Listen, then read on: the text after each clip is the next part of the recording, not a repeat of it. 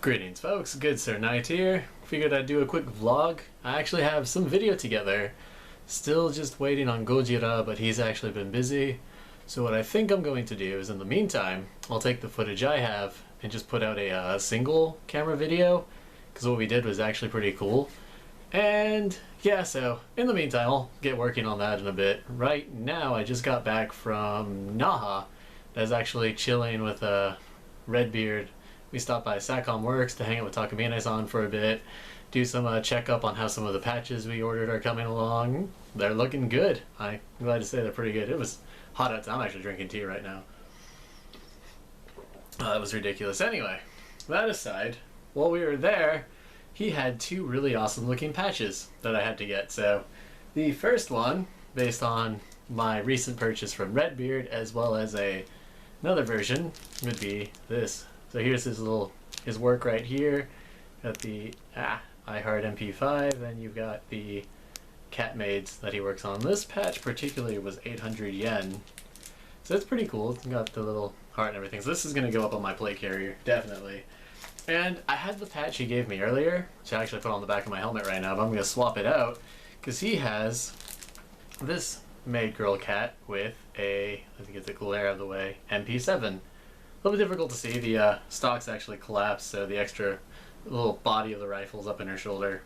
But yeah, and it's also in tan, so it'll fit a bit better on the plate carrier. So pretty excited about that. Got those two patches, so that was cool. And let's see. While I was out teaching English and whatnot, I stopped by this one store and they had this little seal thing that would repeat what you would say in a higher voice, called Shirotan. So the white tan. I don't know, I can't think of tan off the top of my head, and it was in katakana anyway, so probably more of the name modifier and everything. But anyway, when I went there to go see if I could purchase one, because I just finished teaching English, they came out with a new version that DJ remixes what you say.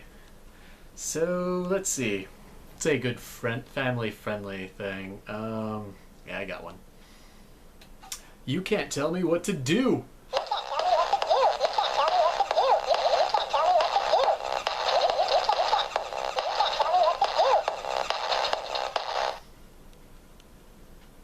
Please stop.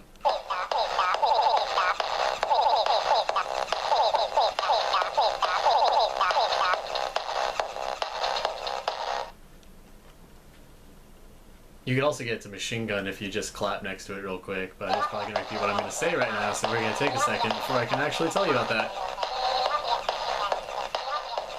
So yeah. When he calms down, I'll show you. It's actually pretty funny. Because he goes full machine gun mode.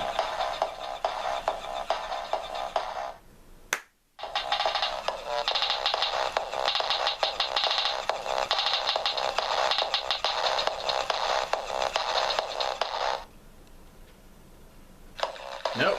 Okay, so there's that. I thought that was pretty cool. And you can, as you can imagine, you can have quite a deal of fun with that. So great for drinking parties. Yeah, so that was like close to 3,000 yen, but definitely worth it. Something to turn on and play with when you're with friends or doing whatever. So it was that. Also, actually, I've got one thing I want to work on with Redbeard, and another thing I'm working on personally. I had to actually write these down so I wouldn't forget, but one thing I want to work on is I'm going to refer to as the Bullet series. Now, the reason for the Bullet series is this is going to be more of a Japan thing than an America thing, because in Japan, the most firearm play you're really going to get is with the police forces or in the self-defense force, which might not be a self-defense force quotations for much longer due to the whole amendments to the what's the actual thing? The whole articles determining on what Japan can and cannot do for a military something, rising tensions in the East China Sea, issues North Korea, so on and so on. Anyway, it gets way too political for, well, the scope of this channel, so definitely stuff to read into and keep an eye on. But anyway, that stuff aside, the Bullet series, which is mostly going to be for more of the Japanese viewers, is going to basically cover the different calibers of rounds, the different type, the 5.56, the different types of 7.62, because there's like what, 45 7.62 or I actually don't have my notes with me, so it's been a while. But I know like 5.56 was by 39. Anyway, the whole purpose of it, the whole purpose of it is to actually kind of explain how the grains work, the actual bullet impacts, energy dump theory, all that fun stuff, muzzle velocities, impacts of suppressors, so on and so forth, and basically cover all this over the scope of certain munitions. Now, so anyway, Redbeard, who I constantly call Polly, he force of habit from all the airsofting. What Redbeard is going to do is, because he actually had a lot more time in the States to fire a bunch of firearms while I was out here mostly just playing with 5.56 and 9mm while I was still in the service, is we're basically going to go over all the different types of information and a bunch of stuff. There was a fellow, I actually had to write down his name, called Dr. Martin Fackler, and he was like a army. I'll have all the facts when I actually do the official series, but he basically did a bunch of wound ballistics and surgeries and stuff for soldiers and whatnot. And while fixing him up and stuff, he noticed all sorts of unique things, and he did ballistics gel testing and all this cool stuff, and had his own theories about how rounds worked. But he pointed out some really interesting things for as far as 5.56 goes. Well, yeah, what was I think 5.56. If I had was 5.56 needs to the way it works is generally when the way it's shaped for rifle rounds is when they impact, they'll generally tumble, or they'll dig in a bit and then they'll tumble because they'll be back heavy, so that weight has to go one direction or another, so it ends up tumbling around. The actual rotations causes wounds and stuff. But a few things he said is the actual crimp point on the back where the actual bullet is connected to the shell, the back in there, when it's traveling over 750 meters per second, will actually, when it impacts into a large area, will particularly fragment. Even though there's certain laws and conventions against fragmenting rounds, with the high enough speed it causes it to fragment. So with an M16 with a 20-inch barrel, it's able to actually get up to speed. With an M4, it actually doesn't move enough to get that fragmentation, and fragmentation generally is pretty fatal, especially if you're, well, I guess it has some armor-piercing capabilities, so, But yeah, one of the main reasons, police and SWAT teams will actually use hollow points, because the hollow points, because they'll mushroom out or they'll fragment out, is when they hit a wall or some soft target, they won't puncture through. So if you have other officers or civilians who you're not trying to kill, and you miss the target or whatever happens, the round won't go through the wall. It'll stop in the wall and not kill additional people. But people not wearing armor, hollow points and stuff, tend to, well, they mushroom out everything. Kind of would be a decent sized hole with a more mushroom effect. It gets pretty ugly. So against unarmored targets, it is brutal. But they don't use it in warfare because it's considered a fragmenting round. So fun stuff there. But yeah, I was also mentioning with the M4, because it doesn't achieve the same muzzle velocity, it can only tumble. And tumbling generally doesn't tend to be as fatal as fragmenting or mushrooming, so interesting stuff. So that's something I actually want to do an entire series on. Just take one round at a time, like 5.56 or 7.62 or 4.6 and 5.7 actually have a good deal of controversy going on about them, because the 4.6 with the MP7, which is my favorite go-to weapon, and the 4.6 MP7, 5.7 with the P90. So the 4.6 gets tricky because the MP7, so 4, 6, 7. Anyway, with the 5.7 was actually the preferred round, having come out well in advance, being used with the P90 and the 5.7 pistol, because it supposedly has a bit more oomph and better penetration power, but still the rounds hit and they tumble, though they'll penetrate through armor first. The question would be, do they still penetrate with hollow points? Because that would be interesting, because if you get penetration with a hollow point, you're doing some damage. But then again, it'll be reserved for more of the police units who would be using the hollow points for taking down suspects, either armored or unarmored, because with hollow points and armor piercing, you're going to be doing some damage.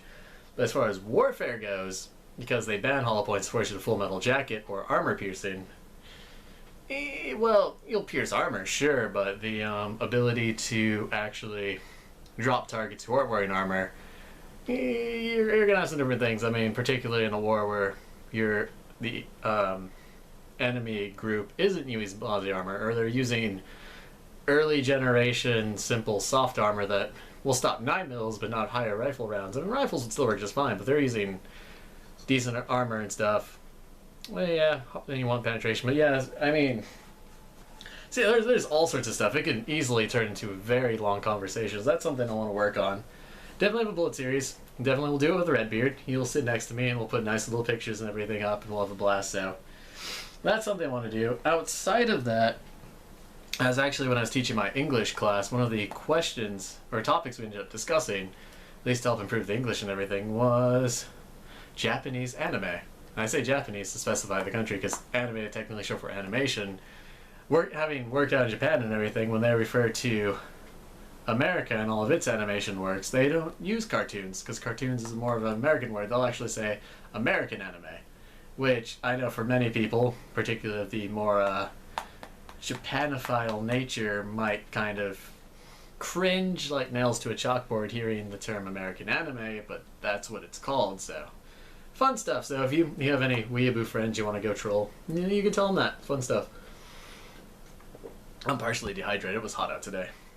And we walked a bit from to Takamine Sakam Works to check out the patches and everything. So I mean, it was worth it, and it was nice and cloudy when we came back, so it wasn't as bad. But I'm pretty dehydrated.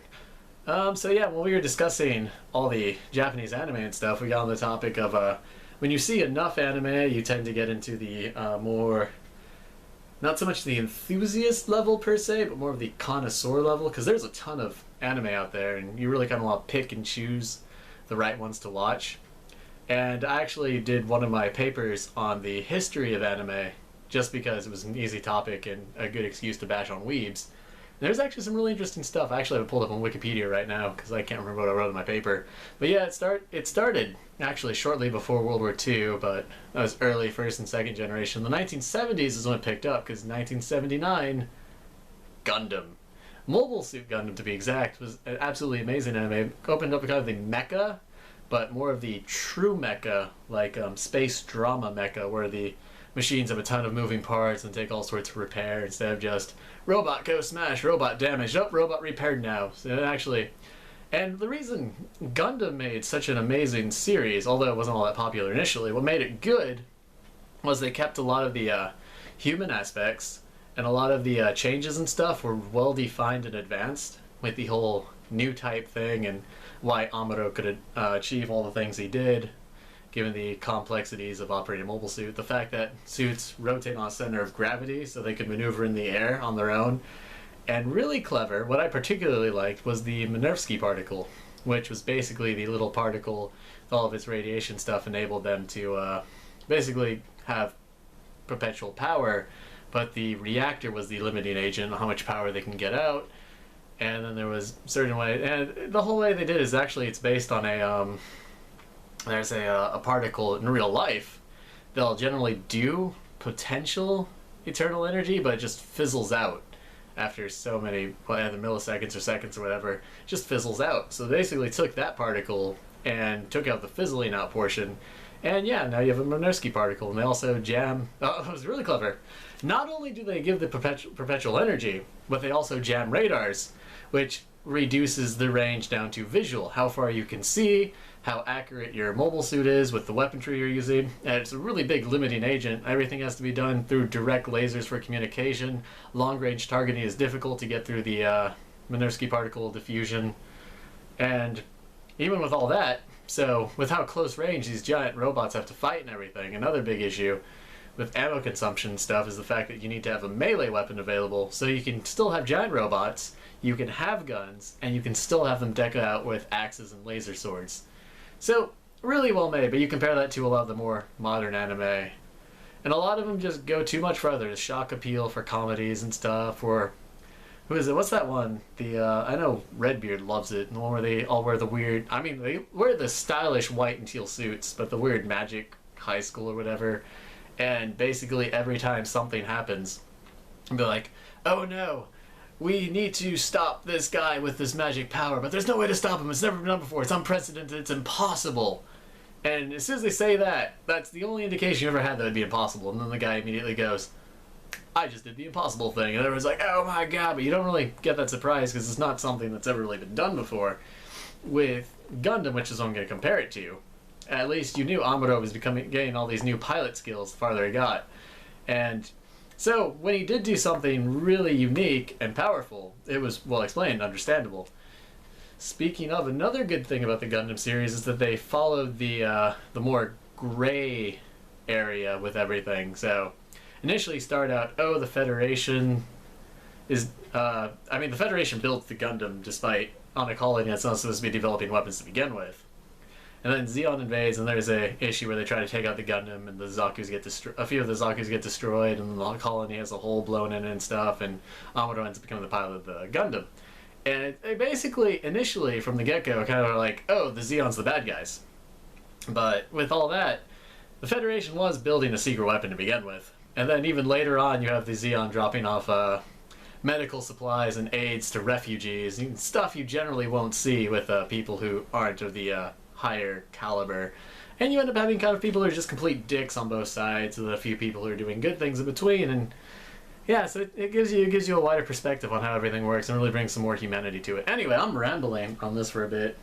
So I should have had have the patches and stuff here. So yeah, that's pretty much the update I had for you. I need to actually get a hold of Sir Fox in the future. And also, for those of you who see this today, with it being, was it Saturday at 6:43, we will be going to Carroll tomorrow for a very special game. So if you're up in the area of Carroll and you want to play some Airsoft, please come by. It'll be fun. I say no guarantees though. I have very little power over the weather and such, but it'll be fun. We'll bring a bunch of BBs while we'll shoot at each other. I'll probably bring out both the MP7 and the MP5 because A, 1, 2 patches, B, I haven't got to shoot the MP5 at anyone, and I'm actually running low on gas for the MP7, so bringing 2, not a bad idea. Might bring out the shotgun too, just in case as a backup. So yeah, hope all of you are doing well. This has actually become a bit of a long video because I'm fairly successful at rambling aimlessly about nothing. So hopefully those 2 series will come out. And also, well, speaking of Takamine-san, apparently the Okinawa YouTubers for Airsoft, that's not their official title, I'm making that up, but that's the most accurate description. All the YouTubers for Airsoft in Okinawa will apparently be doing a radio broadcast. So there'll be Rio, there'll be, well, what's it, Halfdan or Daniel Petrel. There'll be, I don't know, Takahiro will probably be there. He's usually everywhere. Takamine probably, yeah, all the YouTubers are going to come together and they're going to do a radio broadcast. So I don't know, if I can, I'd like to film it, but we'll see, because it'll be something fun to upload, and I could, translating would take forever. It'd be worth it, though. Or I could just dub everyone, just be like, today we're going to be having a meeting. Yes, a meeting indeed. Let's all go play Airsoft. I think Airsoft is a blast. It'd be terrible. Yeah, you know, we'll see what happens. So anyway, I'm at like 18 minutes, so thanks for watching. Hope you're all doing well. I'll try to get that other video out before we get all of our video footage for tomorrow. And hopefully we'll have some videos. College is out till like the 17th, so I have some free time. And I've actually spent this last week doing nothing but playing video games. So, I mean, it was worth it to me, but I'm not getting a lot of videos out or really talking to you guys. So yeah, hopefully you're all doing well, and I will see you hopefully tomorrow. For those of you who make it, and everyone else, I'll see you in the next episode I put out. So, stay chivalrous. Cheers!